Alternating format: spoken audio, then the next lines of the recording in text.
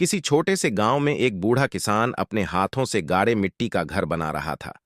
धूप में पसीना बहाते हुए उसने पूरे मन से ईंटें जोड़ीं, दीवारें उठाईं और फिर उसी घर में एक छोटी सी 7 मसलियों की मस्जिद भी तैयार की।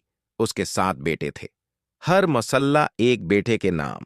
जब सारी तामीर पूरी हुई तो उसने अपने बेटों को पास बुलाया।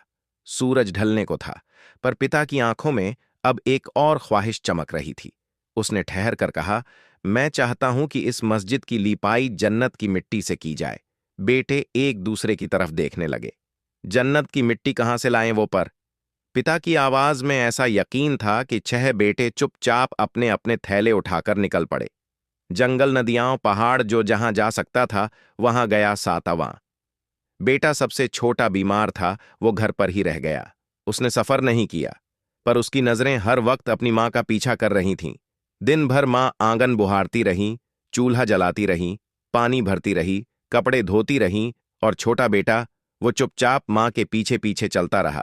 जहां मां ने कदम रखा वहां से थोड़ा थोड़ा मिट्टी उठाकर बोरी में डालता गया। शाम को 6 भाई थके हारे लौटे, चेहरे पर मायूसी और हाथों में खाली थैले। लेकिन जैसे ही घर पहुंचे तो देखा छोटा भाई आंगन में बैठा मुस्कुरा रहा है। उसके पास एक बोरी रखी है जो मिट्टी से भरी है। पिता ने हैरानी से पूछा, बेटा तू तो घर पर था, फिर ये मिट्टी कहां से लाई?